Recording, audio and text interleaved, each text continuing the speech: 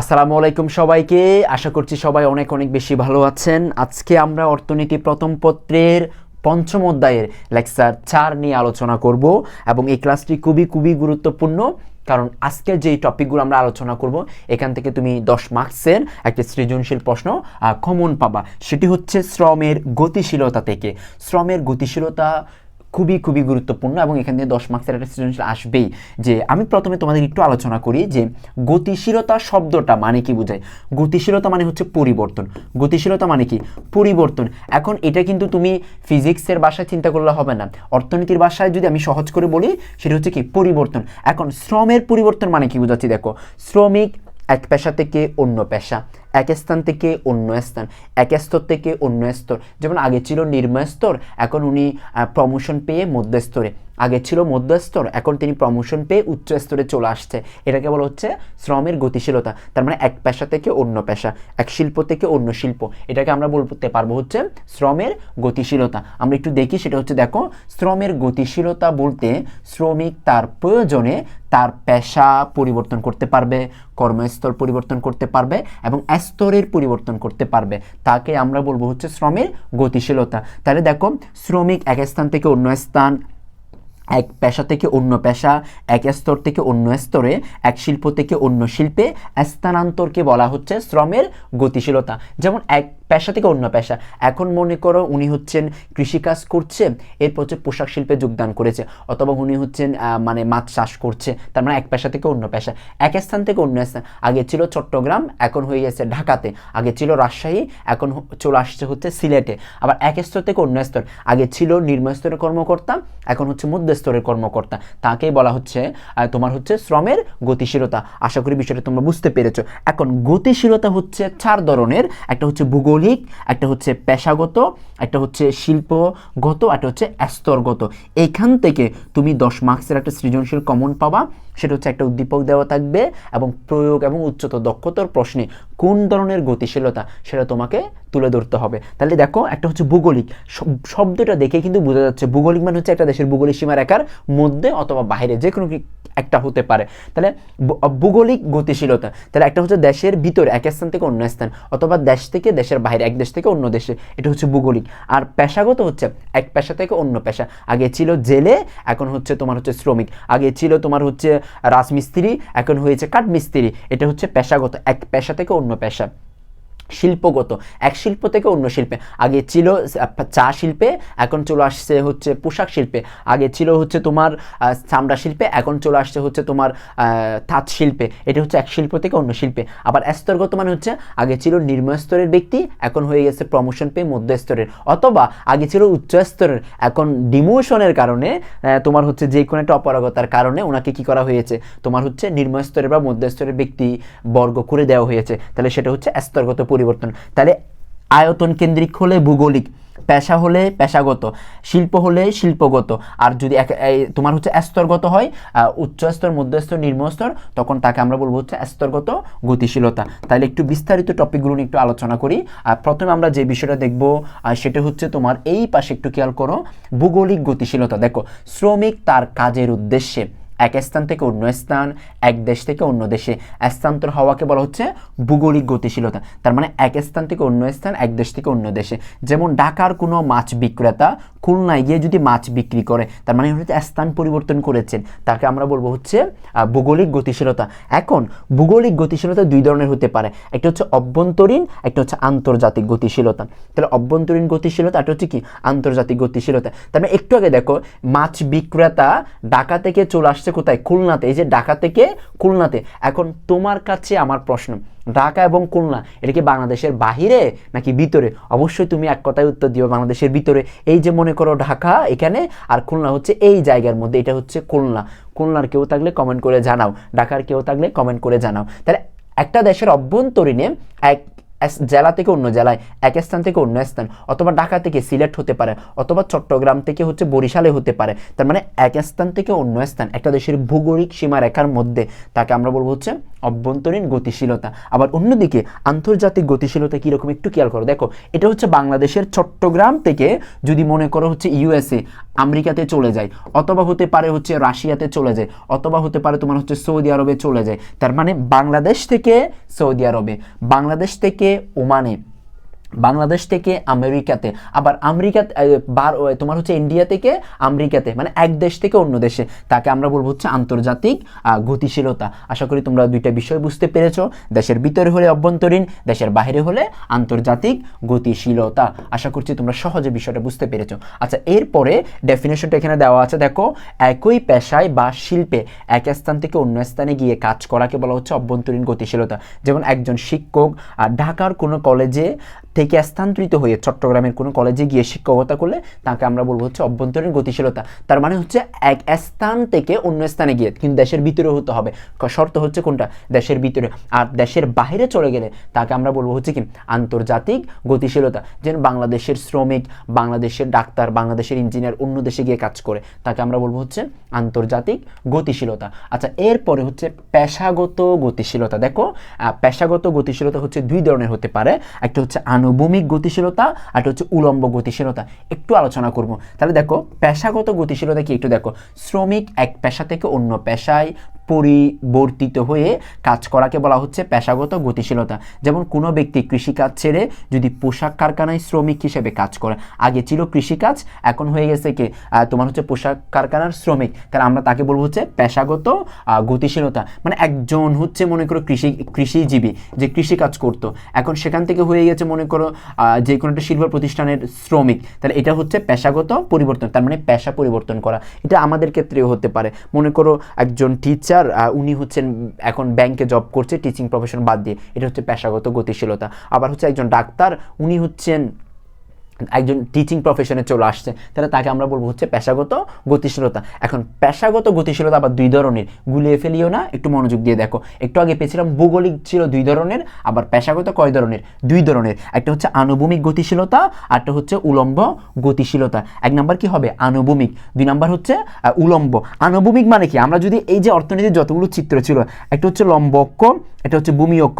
এই যে ভূমি অক্ষ দেখো, এই যে ভূমি অক্ষ এটা মানে হচ্ছে আনুভূমিক, ভূমি মানে ভূমি অক্ষ, আবার লম্ব অক্ষ এটা মানে হচ্ছে উলম্ব। একটু পরে দেখাবো কিভাবে জিনিসটা ঘটে, সেটা আলোচনা করব। তবে একটা বিষয় দেখো, একটু আগে পেয়েছিলাম ভৌগোলিক গতিশীলতা দুই ধরনের, আবার পাচ্ছি হচ্ছে পেশাগত গতিশীলতা দুই ধরনের। এরকম অর্থনীতি প্রথম পত্রে দ্বিতীয় পত্রে যত দুই ধরনের পয়েন্ট আছে, সবগুলো পয়েন্ট নিয়ে আমরা কিছু ভিডিও সিরিজ তোমাদের জন্য তৈরি করেছি, অবশ্যই ভিডিওগুলো দেখবা, তাহলে পুরো প্রথম পত্র একসাথে তোমার রিভিশন হয়ে যাবে। একই রকমভাবে অর্থনীতিতে চারটি বিষয়, যেমন অর্থনৈতিক ব্যবস্থা চারটি, এরকম সকল চারটি একসাথে আমরা আলোচনা করেছি, সকল তিনটি একসাথে তোমাদের জন্য আলোচনা করেছি। ধারাবাহিক ভিডিও অবশ্যই আমাদের ইউটিউব চ্যানেলে তোমরা পাবা, অবশ্যই সাবস্ক্রাইব করবা। আচ্ছা, এখন আমরা দেখবো হচ্ছে আনুভূমিক গতিশীলতা কি জিনিস, আবার হচ্ছে উলম্ব গতিশীলতা কি জিনিস। তাহলে একটু প্রথমে খেয়াল করো, দেখো আনুভূমিক গতিশীলতা একটু আগে আমি তোমাকে বলেছিলাম, দেখো একটা হচ্ছে লম্ব অক্ষ, একটা হচ্ছে ভূমি অক্ষ, একটা হচ্ছে কি লম্ব, একটা হচ্ছে ভূমি অক্ষ, এটা কিন্তু আমরা অর্থনীতির ভাষায় জানি।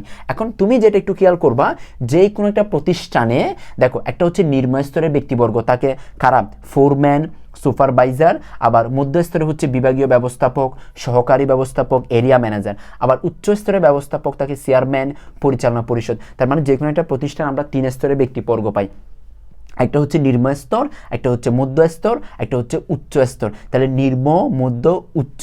এখন আনুভূমিক গতিশীলতা, এখানে একটা গুরুত্বপূর্ণ পয়েন্ট হচ্ছে দেখো পেশা এবং পদ অপরিবর্তিত থাকবে। দেখো পেশা ও পদ অপরিবর্তিত থাকবে, তাহলে দেখো পেশা এবং পদ কি থাকবে, অপরিবর্তিত থাকবে, পেশা এবং পদ অপরিবর্তিত থাকবে। তাহলে দেখো পেশা এবং পদ অপরিবর্তিত রেখে আমি যদি বলি যে পেশা এবং পদ কি, দেখো পেশা হচ্ছে তোমার হচ্ছে একজন ফোরম্যান, তাহলে পেশা কি বলেছে একজন ফোরম্যান, এবং পদ হচ্ছে সে হচ্ছে নিম্ন স্তরের একজন ব্যবস্থাপক।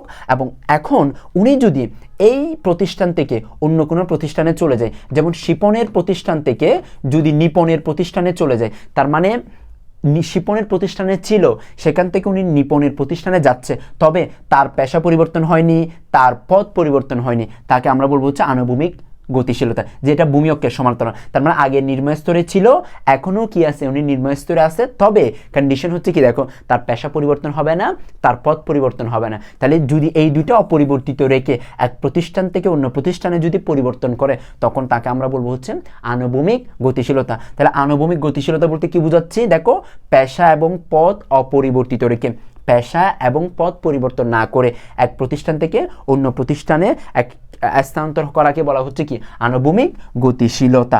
এখন যে বিষয়টা দেখব সেটা হচ্ছে তোমার উলম্ব গতিশীলতা। তাহলে উলম্ব বিষয়টা একটু মাথায় রাখো, সেটা হচ্ছে লম্ব অক্ষের সমান্তরাল বা লম্ব অক্ষ বরাবর। তাহলে দেখো লম্ব অক্ষ বরাবর একটু খেয়াল করলে তুমি বিষয়টা বুঝতে পারবে। দেখো যে কোনো প্রতিষ্ঠান, একটু আগে বলেছি 3 স্তরের ব্যক্তিবর্গ তাকে, যেমন আমি যে বললাম হচ্ছে এই যে এই প্রতিষ্ঠান হচ্ছে নিম্ন স্তরের, এটা মনে করো তোমার হচ্ছে শিপনের প্রতিষ্ঠান, এটা হচ্ছে শিপনের প্রতিষ্ঠান, আর এটা হচ্ছে তোমার নিপনের প্রতিষ্ঠান, নিপনের প্রতিষ্ঠান। তাহলে শিপন এবং নিপন দুইজন ব্যক্তির প্রতিষ্ঠান। দেখো নিম্ন স্তরে একজন ব্যক্তি যদি প্রমোশন পেয়ে নিপনের প্রতিষ্ঠানের মধ্য স্তরের হয়, অথবা নিপনের প্রতিষ্ঠানের নিম্ন স্তরের একজন ব্যক্তি প্রমোশন পেয়ে যদি উচ্চ স্তরে আসে, সাধারণত মধ্য স্তরে আগে আসবে, এরপর উচ্চ স্তরে যাবে, যদি উচ্চ স্তরে আসে তাহলে তাকে আমরা বলবো হচ্ছে তোমার আনুভূমিক গতিশীলতা। তার মানে একটু খেয়াল করো, এটা হচ্ছে স্তর পরিবর্তন, আগে ছিল নিম্ন স্তর, চলে আসছে এখন উচ্চ স্তরে, এটাকে আমরা বলবো হচ্ছে কি উলম্ব গতিশীলতা, উলম্ব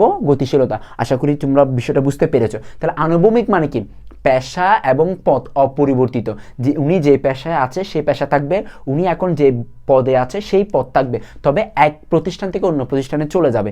এটা হচ্ছে তোমার হচ্ছে কি আনুভূমিক গতিশীলতা। আবার উলম্ব গতিশীলতা হচ্ছে এক প্রতিষ্ঠান থেকে অন্য প্রতিষ্ঠানে যাবে, পদ পরিবর্তন হবে, নিম্ন স্তর থেকে মধ্য স্তর, মধ্য স্তর থেকে উচ্চ স্তর, অথবা উচ্চ স্তর থেকে আবার মধ্য স্তরে নামতে পারে, ডিমোশনও হতে পারে। তাহলে তাকে আমরা বলবো হচ্ছে আনুভূমিক গতিশীলতা। আশা করি তোমরা বিষয়টা বুঝতে পেরেছো। আসলে না বোঝার কোনো কারণ নেই, এখানে কিন্তু খুব বেশি জটিল কোনো কিছু না এখানে। আচ্ছা, এরপরে যে বিষয়টা, এখানে দুটো বিষয় বাদ পড়ে গেছে। দেখো দুটো বিষয় হচ্ছে, একটা হচ্ছে শিল্পগত গতিশীলতা, 3 নাম্বার যেটা, সেটা হচ্ছে শিল্পগত গতিশীলতা। আমি একটু আলোচনা করে দিই যে শিল্পগত গতিশীলতা 4 নাম্বার ছিল আমাদের, 4 নাম্বার ছিল হচ্ছে স্তরগত গতিশীলতা।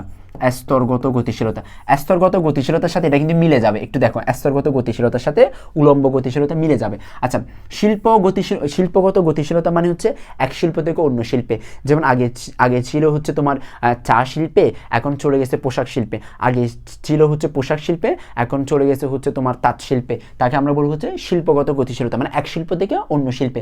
আর স্তরগত হচ্ছে একটু আগে যেটা বলেছিলাম, নিম্ন থেকে মধ্য স্তর, মধ্য স্তর থেকে উচ্চ স্তরে যদি কি করে পরিবর্তন হয়, তখন তাকে আমরা বলবো হচ্ছে স্তরগত গতিশীলতা। তাহলে গতিশীলতা কয় ধরনের পেলাম? 4 ধরনের, ভৌগোলিক, তারপর হচ্ছে পেশাগত, এরপর হচ্ছে শিল্পগত, এরপর হচ্ছে স্তরগত। আশা করছি তোমরা সবাই বুঝতে পেরেছো, এবং এগুলো কিন্তু আমি যে কিওয়ার্ডগুলো বলেছি একদম মনে রাখার মতো করে এগুলো কিন্তু নোট করে ফেলবা, যাতে তোমার বিষয়টা মনে থাকে। আচ্ছা, এরপর আমরা দেখব হচ্ছে যে তোমার হচ্ছে গতিশীলতার ক্ষেত্রে, শ্রমের গতিশীলতার ক্ষেত্রে কী ধরনের বাধা থাকে, কী ধরনের প্রতিবন্ধকতা থাকে, কী ধরনের অসুবিধা থাকে। তাহলে অসুবিধা, প্রতিবন্ধকতা সব কিন্তু একই শব্দ, প্রতিবন্ধকতা সব কিন্তু কি শব্দ? একই শব্দ। তাহলে দেখো কোন কোন কারণে শ্রমিক চাইলে তার গতিশীল, মানে সে স্থান পরিবর্তন করতে পারে না, সে পথ পরিবর্তন করতে পারে না, পেশা পরিবর্তন করতে পারে না। 1 নাম্বার যে পয়েন্টটা, সেটা হচ্ছে কারিগরি জ্ঞানের অভাব। আমরা জানি হচ্ছে টেকনোলজিক্যাল নলেজ যদি না থাকে এবং প্রযুক্তিগত জ্ঞান যদি না থাকে, চাইলেও সে কী করতে পারবে না, এক পেশা থেকে অন্য পেশা, এক স্থান থেকে অন্য স্থানে যেতে পারবে না। কারণ পুরো বিশ্ব কিন্তু এখন শিল্পের উপরে নির্ভর করছে, প্রযুক্তির উপরে নির্ভর করছে। এক্ষেত্রে কারিগরি জ্ঞান না থাকলে সে কী করতে পারবে না, এক পেশা থেকে অন্য পেশায় যেতে পারবে না। 2 নাম্বার হচ্ছে ভাষাগত দক্ষতা, যেটাকে আমরা বলি হচ্ছে কমিউনিকেশন স্কিল, এবং এই স্কিলটা বর্তমানে তৃতীয় শিল্প বিপ্লবে খুবই খুবই গুরুত্বপূর্ণ। এই ভাষাগত দক্ষতার কারণে চাইলে শ্রমিক কী করতে পারবে না, ভাষাগত দক্ষতার অভাবে শ্রমিক চাইলে হচ্ছে সে এক পেশা থেকে অন্য পেশায় পরিবর্তন বা এক স্থান থেকে অন্য স্থানে যেতে পারবে না। যেমন বাংলাদেশের মানুষ মধ্যপ্রাচ্যে থাকে কিন্তু তেমন সুযোগ সুবিধা করতে পারছে না, শুধুমাত্র একটা কারণ উল্লেখযোগ্য, সেটা হচ্ছে এটাই, ভাষাগত দক্ষতার ঘাটতি। আচ্ছা, এরপর হচ্ছে জলবায়ুজনিত পার্থক্যের কারণে, যেমন শীত প্রধান দেশ থেকে যদি গরম দেশে যায়, আবার গরম প্রধান দেশ থেকে শীত প্রধান দেশে আসলে তখন কিন্তু অ্যাডজাস্ট হতে পারে না, এটাও একটা উল্লেখযোগ্য কারণ। এরপর হচ্ছে ত্রুটিপূর্ণ শ্রমনীতি। বাংলাদেশের শ্রমনীতি হোক, এটা আন্তর্জাতিক শ্রমনীতি হোক, সেটা যদি ত্রুটিপূর্ণ হয় তাহলে সেক্ষেত্রে কি করতে পারে না, শ্রমিক সহজে গতিশীলতা করতে পারে না। যেমন আইনগত যদি বিধান থাকে যে না এই পেশা থেকে অন্য পেশায় যেতে পারবে না, তাহলে কিন্তু পারবে না। যেমন বাংলাদেশের সরকারি চাকরিতে কিন্তু সেই সুযোগ আছে, এবং অনেক সময় বিভিন্ন ক্ষেত্র বিশেষ থাকে না, তাহলে কিন্তু শ্রমিক বা কোনো কর্মকর্তা চাইলে গতিশীল মানে এক পেশা থেকে অন্য পেশায় যেতে পারবে না, তার মানে শ্রমের গতিশীলতা কার্যকর হবে না। তার মানে কিসের কারণে, শ্রমনীতির কারণে, আইনের কারণে। এরপর হচ্ছে সুষম উন্নয়ন, একটা উল্লেখযোগ্য বিষয়, শ্রমের গতিশীলতা ব্যাহত হয়। এরপর হচ্ছে তথ্যের অভাবের কারণে, এটা কিন্তু একটা উল্লেখযোগ্য বিষয়। তুমি যে পরিবর্তন করবা, তুমি যে এক পেশা থেকে অন্য পেশায় যাবা, তোমার যদি তথ্যের অভাব থাকে তাহলে কিন্তু তুমি যেতে পারবা না।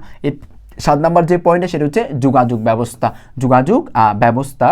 এটার কারণে কিন্তু একটা গুরুত্বপূর্ণ বিষয়, সেটা হচ্ছে কি করতে পারে না, তোমার হচ্ছে শ্রমের গতিশীলতা ব্যাহত হয়। তাহলে এই সবগুলো বিষয় মাথায় রেখে তোমাকে পরীক্ষা অ্যান্সার করতে হবে যে শ্রমের গতিশীলতার প্রতিবন্ধকতা। একটু আগে যে বলেছিলাম, দেখো প্রয়োগমূলক প্রশ্নে কোন ধরনের গতিশীলতা বলবে, এবং উচ্চতর দক্ষতার প্রশ্নে শ্রমের গতিশীলতার বাধাসমূহ নিয়ে আলোচনা করতে বলবে, এবং আবার অনেক সময় উপায়সমূহ নিয়ে আলোচনা করতে বলে। এখন উপায়সমূহ আলোচনা করতে বলে সেটা আমি তোমাকে দায়িত্ব দিয়েছি, দেখো যে প্রত্যেকটা পয়েন্টকে তুমি উল্টিয়ে দিতে পারলে সেটা উপায় হয়ে যাবে। যেমন কারিগরি জ্ঞানের অভাব, তাহলে পর্যাপ্ত কারিগরি জ্ঞানের ব্যবস্থা করা, তাহলে সেটা কি হবে, উপায় হবে। তাহলে শ্রমের গতিশীলতার পদে বাধাসমূহ তোমার হচ্ছে উচ্চতর দক্ষতার প্রশ্নে আসে, আবার উপায়ও আসতে পারে। উপায় হচ্ছে তোমার দায়িত্ব, উপায়গুলো লিখে প্রয়োজন আমাকে দেখাবা, কিভাবে দেখাবা সেটা একটু পরে আমিই বলছি। তবে এভাবে তুমি প্রতিটা বিষয় যদি একদম নোট করে বুঝে বুঝে পড়তে পারো তাহলে তোমার জন্য সহজ হবে। আমি তোমাকে বলবো সেটা হচ্ছে তুমি হাতের কাছে যে কোনো বই থাকলে সেই বইয়ের সহায়ক হিসেবে নিয়ে একটু বিস্তারিত একটু পড়তে পারো। নিজে পড়া আর এই ভিডিও দেখা দুইটা যদি সহযোগী হয়, একেবারে প্রস্তুতি শতভাগ হবে। আর কোনো জায়গায় যদি ঘাটতি থাকে, যুক্ত হতে পারো আমাদের অফলাইন এবং অনলাইন ব্যাচে। আমরা চট্টগ্রাম শহরে চকবাজার থানার পূর্ব পাশে আলী প্লাজা 2 তৃতীয় তলায় পড়িয়ে থাকি। যেই কোনো বিষয়ে জানার জন্য এই নাম্বার আমাকে হোয়াটসঅ্যাপে মেসেজ করলে ফিরতি মেসেজ আমি তোমাকে পুরো ডিটেলস দিয়ে দিব। আর আমাদের অফলাইন ব্যাচে যুক্ত হতে না পারলে যুক্ত হতে পারো আমাদের অনলাইন ব্যাচে। আমাদের অনলাইন ব্যাচে সপ্তাহে 3টে করে ক্লাস থাকে, প্রতিটা লেকচার শিট আমরা প্রদান করি পিডিএফ আকারে, এবং প্রতিটা তথ্য পাওয়ার জন্য আমাকে এই নাম্বারে হোয়াটসঅ্যাপে মেসেজ করলে পুরো ডিটেলস আমি তোমাকে পাঠিয়ে দিব। আমাদের এই ক্লাসগুলো যদি ভালো লাগে অবশ্যই চ্যানেলটি সাবস্ক্রাইব করবা, বন্ধু সবাইকে একটু শেয়ার করে জানিয়ে দিবা, যাতে সবাই উপকৃত হয় এই ক্লাসগুলো থেকে। এবং তোমাদের জন্য ধারাবাহিক আমরা ভিডিও সিরিজ তৈরি করব, সৃজনশীল প্রশ্নের জন্য, এমসিকিউ প্রশ্নের জন্য বোর্ড কোয়েশ্চেন সলিউশন করব, টেস্ট পেপার সলভ করব, এবং সেই সাথে অর্থনীতি প্রথম এবং দ্বিতীয় পত্রে যত কমন কিওয়ার্ড আছে, যত ইলাবোরেশন আছে, সবগুলো নিয়ে আলাদা আলাদা ভিডিও সিরিজ থাকবে। সবগুলো ভিডিও পেতে আমাদের সাথেই থাকো। টিল দেন, আল্লাহ হাফেজ।